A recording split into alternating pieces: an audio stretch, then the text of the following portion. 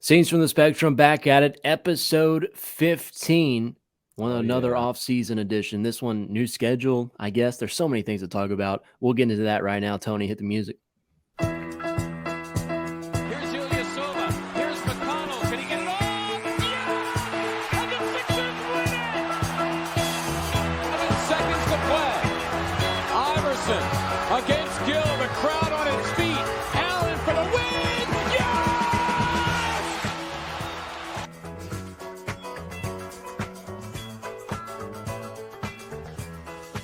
Wow. All right. You know what?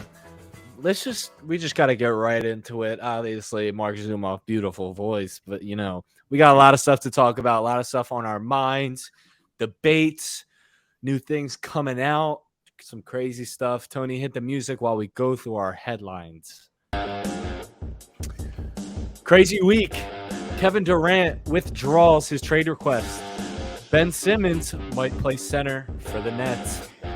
D'Anthony Melton, MVP of the Drew League. There's a big Twitter debate. Joel Embiid versus Dwight Howard in their prime. Who is better?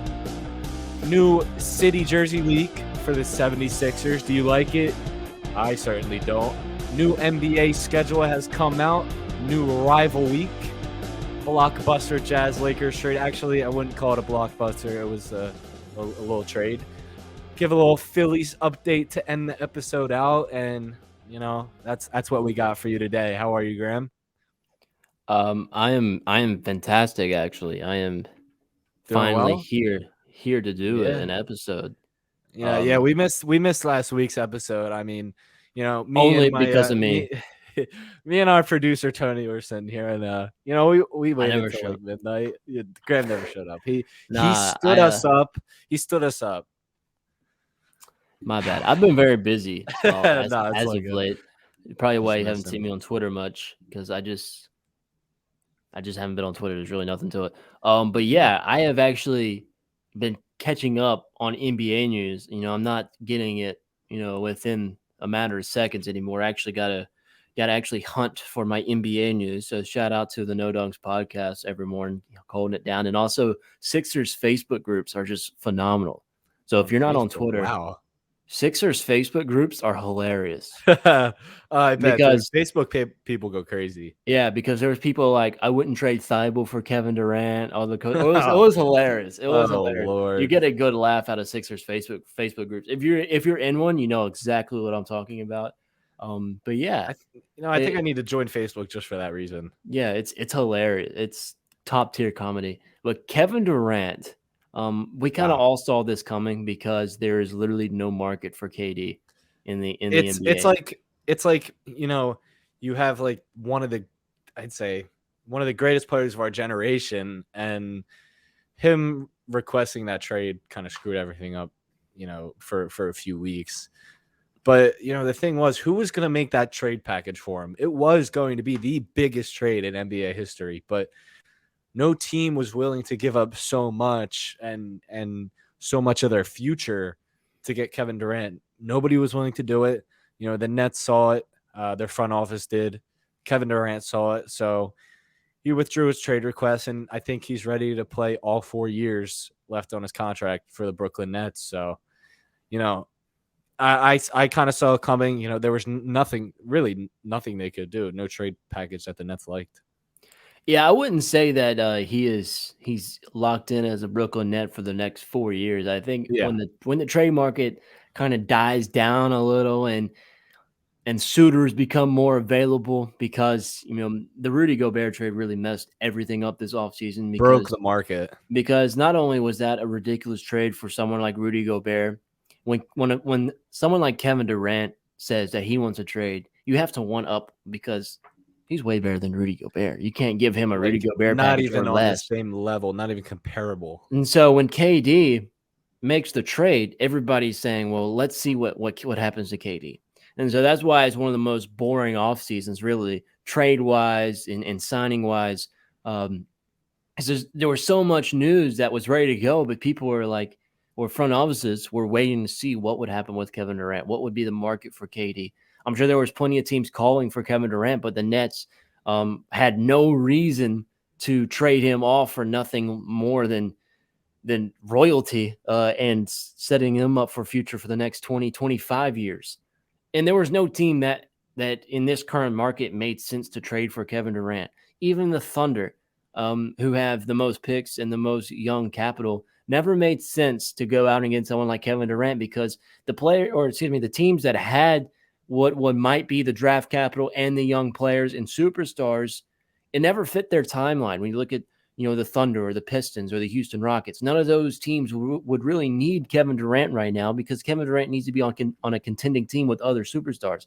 And those contending teams with other superstars just simply didn't have enough to trade for Kevin Durant. So there was really nothing that Kevin Durant could do or the Brooklyn Nets, because there was no way that they were going to trade him away for pennies on the dime compared to other trades that we saw in the offseason.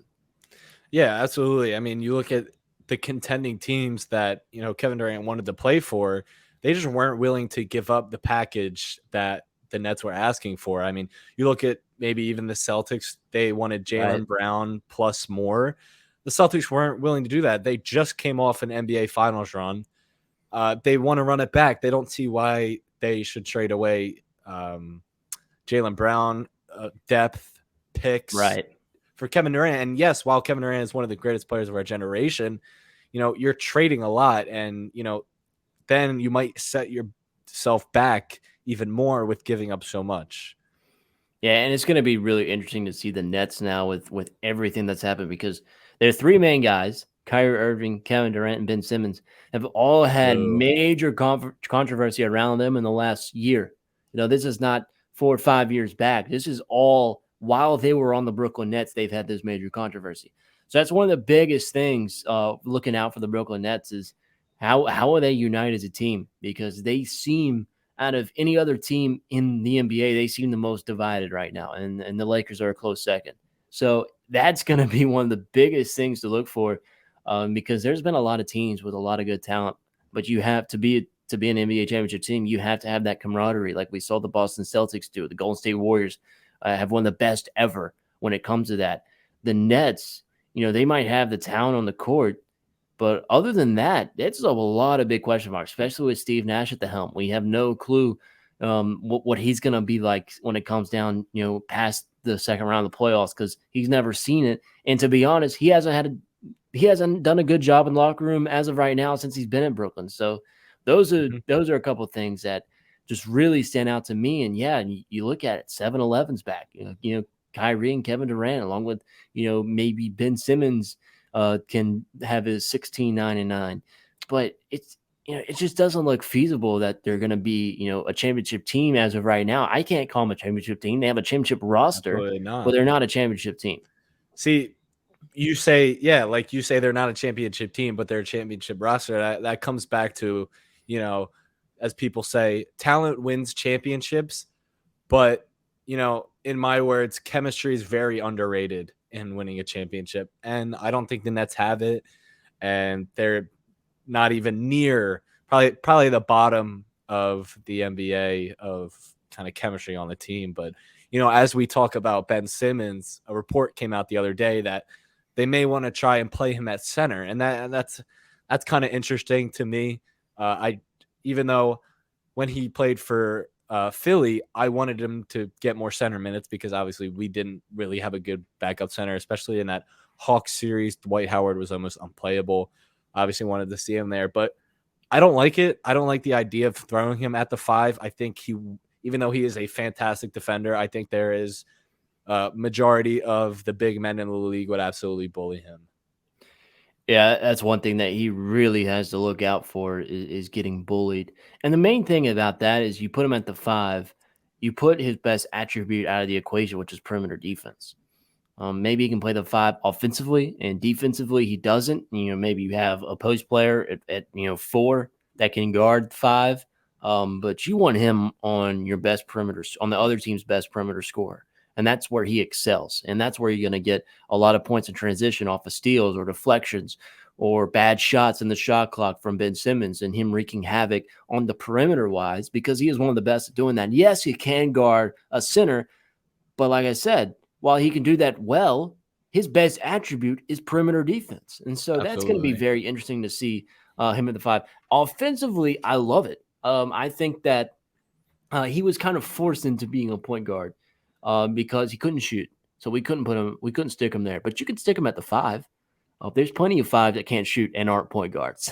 So yeah, I think that's one of the things, because you could maybe use him more of like a Bam Adebayo offensively, and that's what I always thought for the Sixers. And he's not going to be as good offensively as Bam Adebayo, but you can use him in a similar role where he doesn't always bring the ball up the court, but when you need the ball in his hands, he can dribble across the perimeter and find open teammates.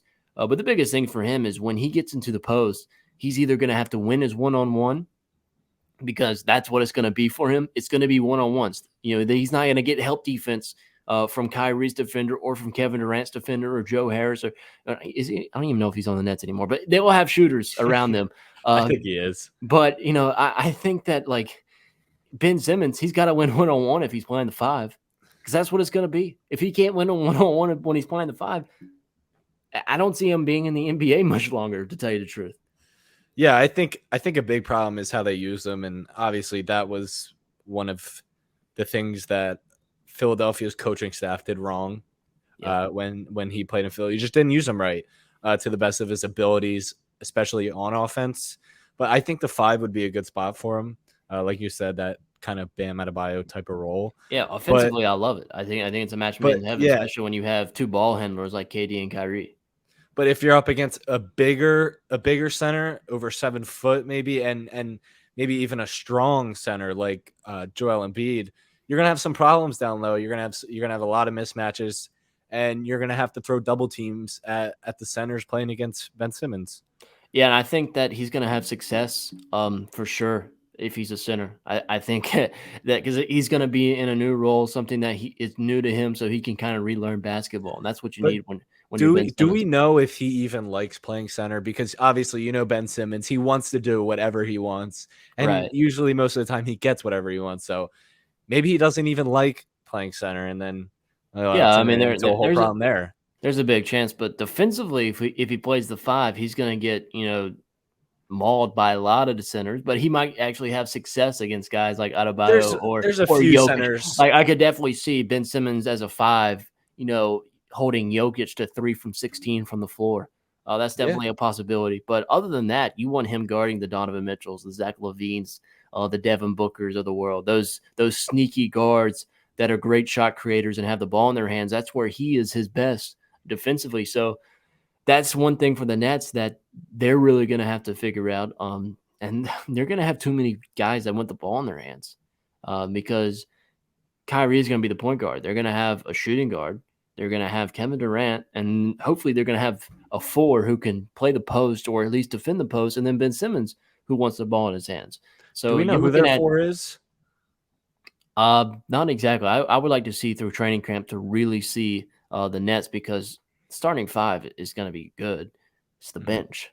It's the bench that need. And they had that problem, especially with the big 3 with Harden, Durant, Irving. The bench was a huge problem. You saw playoff games or even regular season games where Kevin Durant was playing all 48 minutes. Yeah, and then you also saw James Harden literally not try at the end. It was hilarious. Always go back to that clip of James Harden against the Pistons. Oh my God! He literally watches the ball go past him. That's always hilarious. But when you look at the Nets, they were the team to pick to go out of the East last year. But at this current time, they're considerably worse than they were this time last year. Absolutely. I think that's no question about it. And they've got a lot of work to do, a lot of proving to do, especially KD and Kyrie. Can KD win without Steph? Can Kyrie win without LeBron? Can Ben Simmons play basketball? Those are things that we're going to be looking out for. Can he play basketball? That's crazy how that's even a question. But it'll be really interesting to see. I mean, I guess we'll have to wait till training camp whenever that starts. I don't have an exact date, but moving on to kind of back to the Sixers. Player we recently acquired through trade on draft night, D'Anthony Melton, has just received the MVP of the Drew League. And although that might not be very too impressive, I mean, it's impressive to me, playing with a lot of good guys in the Drew League. But, that's something exciting to see. He's working hard in the summer, and obviously he's succeeding. It's really something interesting to look at as he joins the Sixers team and kind of what he can bring and prove to everybody. I mean, yeah, he's playing live basketball, some against professionals, some against amateurs that are really, really good. But applause for him for playing an entire Pro-Am season and not having a season-ending injury. So that was good on Melton. But again, I think fatigue for down the stretch of the season, you play that many games, competitive basketball, that'd be really interesting to see. If he can. And D'Anthony Melton does have a history of kind of dwindling down as the season goes on. Playoff drops, right? So that's one thing for him. But I've seen some of his tape. He looks like a dog. That's Absolutely. What we need. He's obviously good dominating. Shooter. Yeah, he's obviously dominating, getting to where he wants on the court. It's Drew League, take it with a grain of salt. But yeah, it's tough competition, and it's good that he's playing 5-on-5. He's going to be ready to go training camp wise, and the Sixers need to get off to a good start to the season. And you said it, that they were going to get off to one of the best starts of franchise history a couple weeks ago on this podcast. So if that goes together, they're going to need someone like D'Anthony Melton to really catch fire and play that Steph Curry role that we desperately needed last year. So that's one thing that I really hope happens, and I'm happy for Melton because it gives him new life, new confidence, new energy playing alongside James Harden and Joel Embiid. It's going to be a lot of easy shots for him if he could just create his opportunities. And when he does create those opportunities, if he can knock down the shots, he's going to be up there scoring wise. I wouldn't say 20 points per game, but he's going to be close. Yeah. And I'm very excited to see what he brings off the bench. But, kind of as every offseason comes, there's a little dead period in the offseason where nothing's going on. People are bored. There was a debate the other day. One of the worst debates I've ever seen. Everybody was debating about it. Surprisingly, I saw a lot of people on the side I didn't think was the answer, and that was Joel Embiid versus Dwight Howard in their prime. I took it to Twitter and I said, I don't understand how you think Dwight Howard has had a better prime than Joel Embiid. And obviously, Dwight Howard brought the Magic to a finals appearance. But, I mean, you look at how dominating Joel Embiid is, especially on the defensive end. And I don't think Dwight Howard, obviously, he was a fantastic player in Orlando, but I don't think that Dwight Howard is at the level that Joel Embiid is at. And obviously it was a different time back in the 2000s, but I think Joel Embiid is a lot better than Dwight Howard was in his prime. He's definitely way more versatile, and defensively is one of the things that Dwight has on Embiid, and it's not by a lot. Embiid's definitely one of the best defenders in the league right now. I thought it was a dumb comparison, first of all, two completely different players. And it doesn't make any sense. And, second of all, who cares, right? Like, literally, who cares? That's what I said. It's people are bored. This is useless. This is useless. Who cares? And third of all, it's obviously Embiid. I mean, it's quite clear that I was surprised to see so many people on Dwight Howard's side. I was very surprised. A lot of people don't like Joel Embiid, so I could see why. Yeah, we didn't need to talk about that for too long. Obviously, that's one of the dumbest things I've seen this offseason. But moving on to, something came out the other day. Obviously, the Sixers have done a good job the past few years with jerseys and the city jerseys. But, the leak that I saw the other day from this year was one of the worst jerseys I've ever seen. And Tony, if you can bring up that Sixers city jersey leak. I haven't seen this yet. Actually, Graham hasn't seen it, but it says brotherly love on it. Ooh. I really, really dislike this jersey, and you can take that off. But oh, hey Tony, everybody say hi to Tony. But listen, what do organizations love in the NBA? They love money, right? What do you want to sell? You want to sell jerseys, right? You have a perfect opportunity in probably one of your most favorable years to win the championship. You have a perfect opportunity to come out with the retro black jerseys that Allen Iverson used. It's a perfect opportunity. It would sell out like even more than last year. And I don't understand how you couldn't use those jerseys. I mean, that's the biggest thing. I'm kind of in the middle in those jerseys. I think I really don't like them. Brotherly Love's a bit cringe. It's it would be popular outside of Philly for sure. People would buy it. But when you hear Brotherly Love like every 30 seconds, it's It's I usually always buy the city jerseys for the Sixers every year. Me but too. if they come out with this, I definitely will not be buying it. I wouldn't say I wouldn't buy it. I would definitely buy one of these, like a James Harden one or something like that. I would. You already have a hard jersey, don't you? I don't. I actually have to get one, and I was hoping, they would come out with. I was I had the I have the Maxi City jerseys from last year, but I was hoping that they would come out with the black jerseys this year, like we hope for every single year.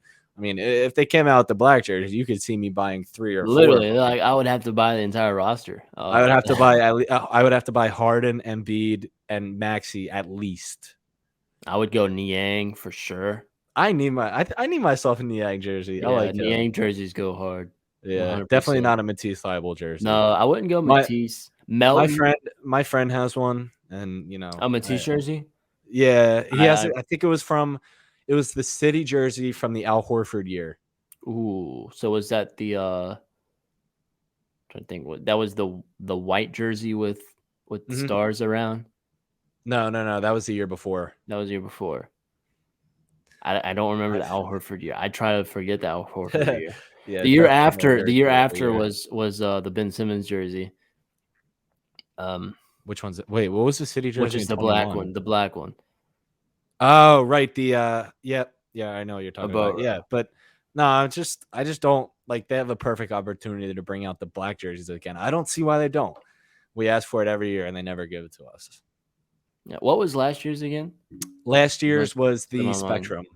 Oh, that's come on. Look at the name of the name of the podcast. My bad. I've been out of the game for a little while. Shake it out.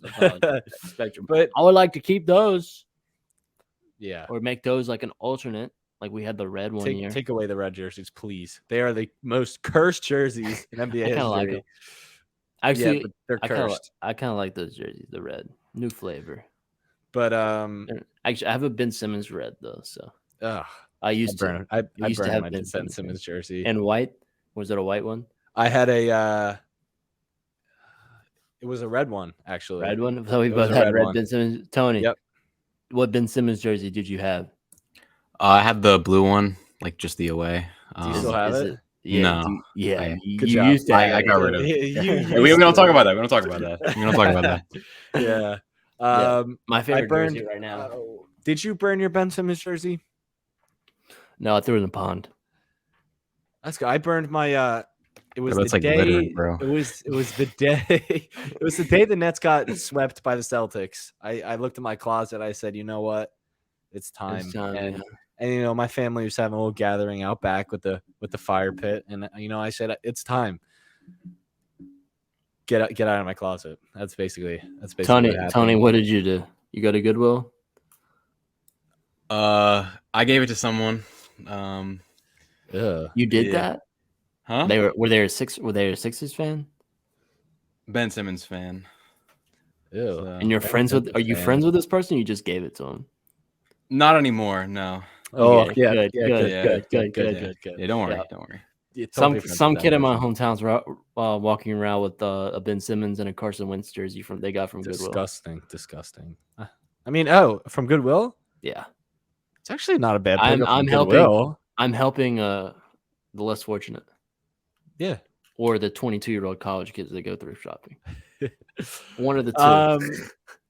So we got that, and I'd say last week, a little over a week ago, we got the new schedule, and they brought out something brand new called the Rival Week, and the Sixers actually played 2 games during that Rival Week. The first game is against the Brooklyn Nets, and the second game is against the Denver Nuggets. And speaking of the both not rivalries, by the way, rivalries. I would say nobody 5 years ago is like, oh my gosh, I can't wait to watch the Nuggets and Sixers on my television. The only rivalry, they're not even rivals. It's Joel Embiid and Nikola Jokic. That's such a fake thing, but they're both not going to even. That's more of a fan rivalry But no, that's more of a swipe at Cam said this about Embiid rivalry. Nuggets fan being overly insecure rivalry. Speaking about Nuggets swipe fan at Cam, obsession rivalry. Speaking about swipe at Cam, for you guys, for those of you who don't know, swipe at Cam is a how do I even say this? I would say he is the worst tweeter in right now. He's number one on the list. Worst tweeter. Sixers D close second. He is a Nikola Jokic fan, and obviously Nikola Jokic played against Greece and Giannis today, and Jokic had a decent game. Really, because he loves Giannis. He always says that Giannis is better than Joel. Giannis dropped 40 points on Jokic, but Jokic had a decent game. Serbia won, but I think that's because they have a better team than Greece. Oh, for sure. But but the new NBA schedule can only do so much. New NBA schedule came out. I looked through it. I took it. Me and Tony privately took a deep dive into it and talked about it last week while we were waiting for Graeme to show up. But appreciate you, boys. But I looked through it and I don't see why the Sixers shouldn't start out the first half of the season with only 8 losses. They have a pretty easy first half of the schedule. That first half is critical to get off to a good start because you look at the last month of the season, it is brutal. Mm-hmm. So that's one thing. If you're Doc Rivers, you have to get this team going training camp. You can't start out flat because climbing uphill and chasing a seeding that you don't like for the 6 or 7 seed going into February, I am very, very worried about the Sixers. But if you're 1, 2, or 3 going into there, I'm a little less hesitant, preferably 1 or 2, hesitant to panic. But you have to get off to a good start. I would say one of the benchmarks you got to be a top 2 seed in the East by Christmas. That's going to be one of the biggest. And I think they will. Their schedule is. Tony showed me a graph last week, and it was a graph of Do we have this graph? Scheduling difficulties. I don't think Tony has it on currently, but if you were to get that and Tony, go find when you do find the graph. But it showed the graph. Sixers were like kind of up here because it was like the higher the graph goes, the easier schedule goes, and then as it turns down to the season, it just drops right to the bottom because of how difficult it gets. But there is no reason why we shouldn't start the first half of the season with under 10 losses. I think it would take some injuries or some crazy things for that not to happen. Yeah, that's one of the biggest things is getting off to a good start is so crucial and so vital for the Sixers that it's really a make or break in the first 3 months of the season. And that was my prediction on our last episode was that James Harden and Joel Embiid will be top 5 in MVP race within the first half of the season. And looking at the schedule, I think it's very much more realistic now. Yeah, I mean, without a doubt that you have to get off to a good start. I saw some schedule critiques and stuff, and people were there was a thing that came out with the easiest schedules, and it was like the Thunder and the Rockets and the Pistons and team and the Kings, and teams you would expect like the NBA is rigging it for the teams. Like, no, they can't play themselves. so like they're gonna have it was a harder schedule, excuse me. And I was like, they literally can't play themselves, so that's why their schedule is gonna be a bit harder. But yeah, there is a lot of people that were chiming in on this subject that really didn't know what was going on. I think that was funny. It happens every year. For the Sixers, there was a lot of people saying that you can drop 3 seeding spots if you have a bad last month. Now that seems a little egregious. You could drop a couple, but that was one of the main things is that you have to be 1 or 2 and drop. You can't be 4 or 5 or 6 and drop because then you're in a play-in situation. And I wouldn't trust Doc Rivers in a play-in for sure. Yeah. So biggest thing is you got to be 1 or 2 preferably. I would go for 3. 4 would be a bit below expectation. No. And then 5 is not a good year. 5, an injury happened, or something very unfortunate to the team, or they just suck, maybe. But I would definitely prefer 1 or 2, and 3 would be above expectation. Like 3.5 is like where my expectation is right now. I would like 1 or 2. 3's all right. 4 is below. 5 is I don't want to mess with 5. And usually, every year the Sixers, we have I would say around 5 like bad losses to bad teams, and there's no excuse for that this year. Absolutely no excuse, and that can't happen because that can mess with our seedings. But does Tony have the graph now? Oh, Tony, do you have the graph? It's been like a minute. Can you pull it up real quick? There we go. So here's the graph, and if you guys take a good look, you Where see the Sixers. Where the Sixers? You see Philadelphia. It's in that second row, the second team in the second row, and I'm pretty sure second row, the second column. Yep. 2 and 2. And as you can see, the Sixers go up, and then they drop right down, and that's I'd say after All-Star break is where it really gets tough. Yeah, they literally have the toughest in the last stretch. The toughest. Yeah, I mean, if we were to look around, Milwaukee starts off. I'd say Milwaukee, Minnesota, Dallas start off with easy schedules, and then they kind of go in the middle. San Antonio down there, starting off. That's. Let me see if I can. Where is that? Okay. The Spurs. Bottom right. Okay. Yeah. Okay. Yeah. Oh wow. Oh, look at Utah. Just perfect linear. It progresses as they go on. Isn't that cute? Too bad their team's going to be terrible. Yeah. All right, Tony, you take that off. Had a good look at it. You see how hard Philadelphia's schedule is. Atlanta's kind of like balanced as well. Oh, hi Tony. I think he's frozen. Yeah, we'll get to Tony in a second. Don't mind. Tony. Schedule-wise, we've nailed it on the head. Is that it's imperative Sixers good start, or else things could get a little out of hand. And if you mix go very wrong. And it's imperative for the Sixers because if they don't get off to that good start of the season, then you drop a few games when you shouldn't have in the second half, and then if you lose to good teams down the stretch, you could see yourself down, not playoff, not playing, but you're flirting with it. So that's one of the biggest things for the Sixers. It's obvious.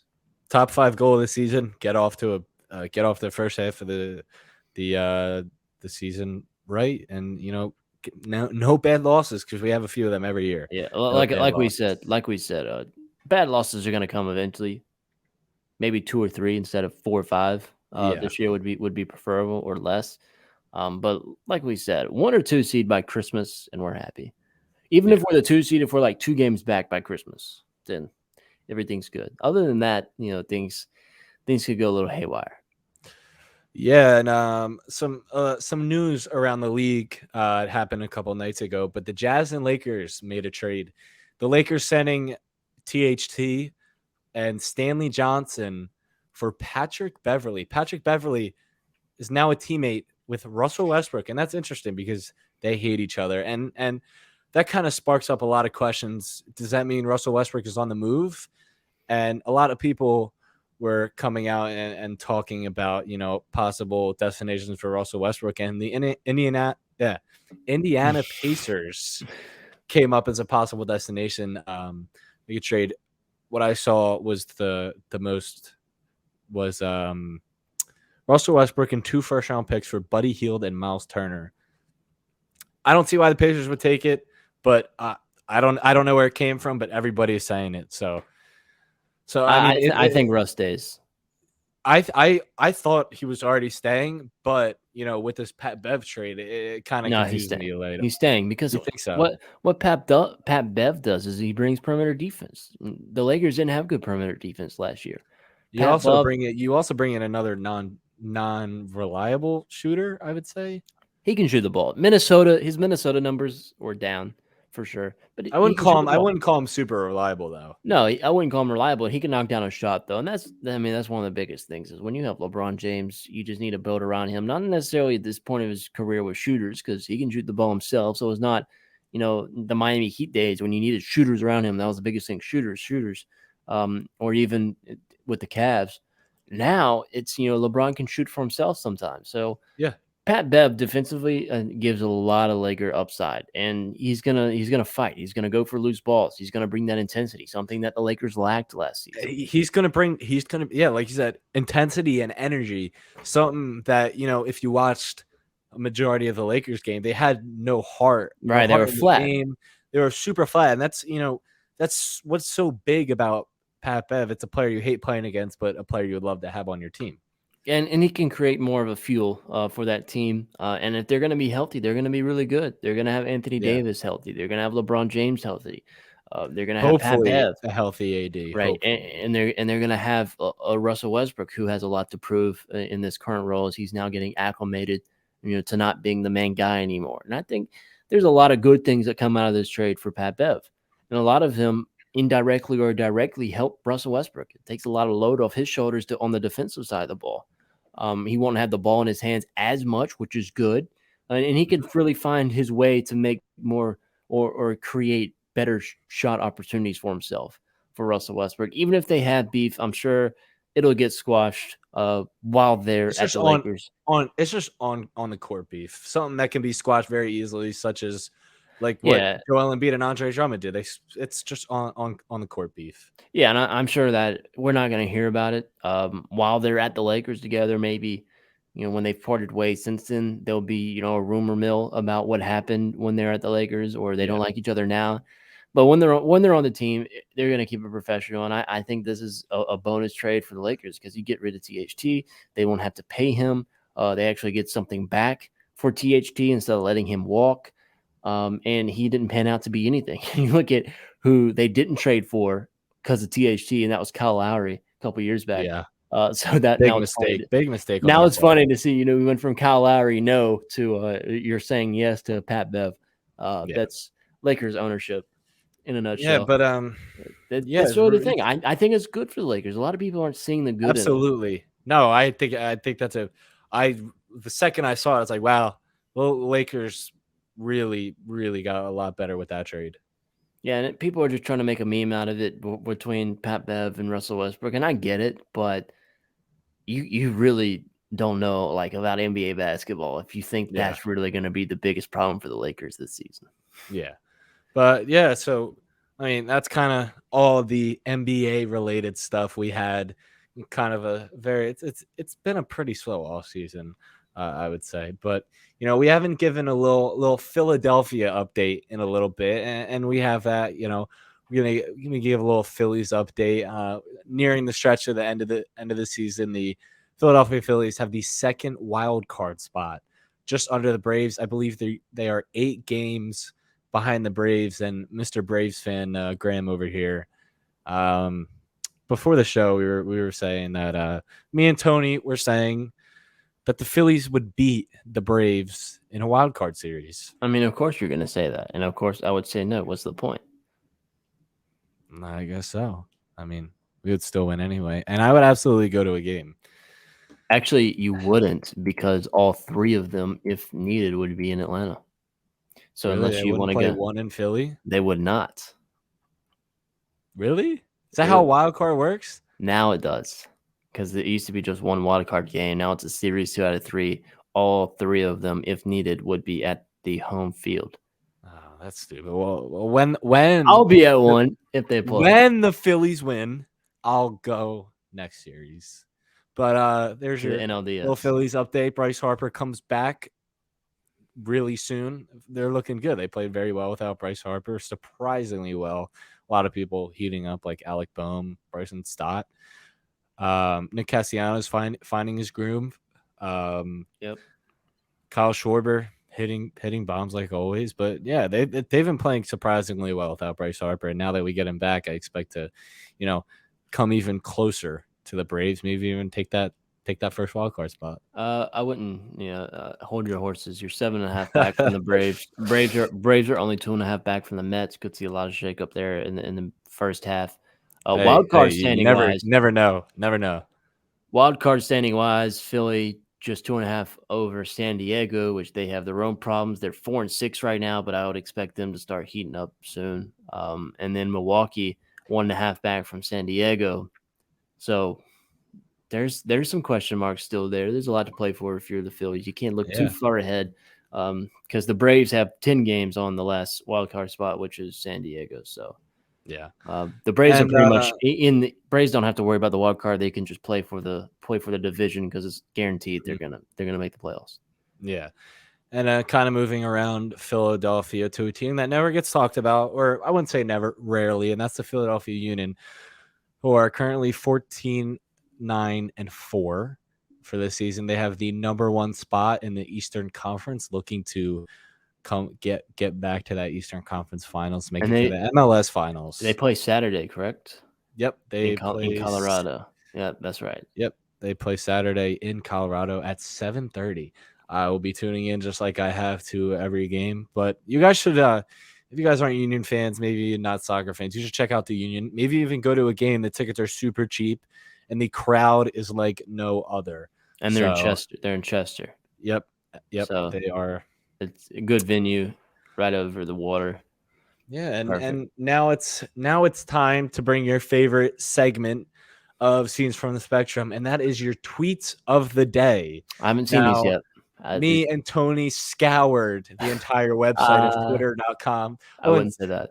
We looked for a few minutes, but we found a few good tweets. I actually don't know which ones we're using. We have like 4 different ones. I haven't used Twitter in almost 2 weeks, so I literally have not seen any of these. So Tony, if you would bring up your own tweet. Little plug by Tony here. This is so nasty. This is gross. This is so nasty. It's a nasty plug. But Tony, respect it, man. Respect it.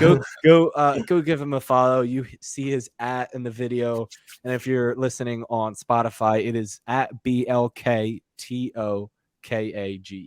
Can you pronounce that for us, Tony? One time. It is. Like, it was supposed to be Black Tokage. It's more of a Naruto reference. My friends say Tokage. I don't really care. Yeah, that's fair. That's fair. I don't blame you. But yeah, that's what it is. So yeah, it's a tweet of that is Shannon Sharp. Shannon Sharp kind of flexing a little bit. I tweeted this after the KD news that he was staying. I don't have to worry about the Maxey trade anymore. That's what the tweet says for the audio listeners. And I think that's what every Philadelphia. Yeah, I think this is a relatable tweet. But what's going on with Undisputed in their poses? You got Skip Bayless. And he's stunned. He's flexing, man. I respect it. Skip's stunned as well. Undisputed is a mess nowadays. I saw a. They're horrible. They're horrible. I saw a tweet from Skip Bayless the other day. They were debating about a Madden simulation. Yep. I think the Cowboys won the Super Bowl or something. What are we doing? No, it was. Oh, they missed the playoff? It was something crazy. No, it was something wild. It was something something wild that would never happen. And they're like, next up on Undisputed. And it's like everybody in the replies are like, dude, come on. Like, I'll tell you this. If you watch Undisputed and you actually enjoy it and like you hold on to every word that they're saying, like it's true. Put the overlay back up. You're being manipulated and you're an idiot for that. Don't ever watch Undisputed. Fox has you like this in a chokehold. Right, don't ever watch Undisputed. Don't watch that, or don't watch First Take. Don't watch First Take. Yeah, don't watch any of those shows. Watch Scenes from the Spectrum on YouTube, and audio version is on Spotify. Yeah, so make sure you just watch No Dunks. Watch Through the Wire, and you're good. Love Through the Wire. I watch every episode that comes out. But Tony, we have a video clip. Actually, we have 2 of them. We're only going to show you one. Tony, that's up for you to decide of which one that you put up on this episode. There we go. Ben Simmons, the first play guarding Joel Embiid, and that is a man rolling. Can we play that again? One time? Yeah, let's get that one more time. Obviously, with the rumors about Ben Simmons playing the 5, people took it to Twitter and, clown Ben Simmons like they should. But honestly, think that's a realistic observation of how it's going to go. Yeah, thank you, Honest Harden fan, for that tweet. Yeah, that's go follow him. That's just your normal Twitter humor there. Yeah, it's possible that Ben Simmons is going to shy away from playing Embiid at all, so we might not even get that matchup. So I'm not looking forward to Sixers Nets because I just know Ben Simmons is not going to play. So it's the easiest way to deal with that. Yeah, and I think that's all we have for today. Graham, got anything left? Do we have any more tweets, or is that it? I'll hold off on the other one. You hold off. Yeah, we'll hold off on the other one. Yeah. Ooh, you didn't like it. That was the one I saw. Yeah. Oh, okay, never mind. We're good. Yeah, you said it did move you. So thank you everybody for watching episode 15 of Scenes from the Spectrum, new schedule edition. Make sure you're following us. Looking at bottom left hand corner right there. Our Instagram is SFTS podcast _ and our Twitter is the same without the underscore. You can find us on TikTok, on Instagram. You can find us anywhere under your bed, in your closet. No, I'm kidding. Under your bed, really? Come on, man. Oh, we're in your walls. Yeah. Thank you, everybody, for tuning in to episode 15. I appreciate you for making it this far. Make sure you tune in. If you've missed any of our previous episodes, go watch it and make sure you have your notifications on and watching out for our future episodes. Thank you, everybody, and have a good day.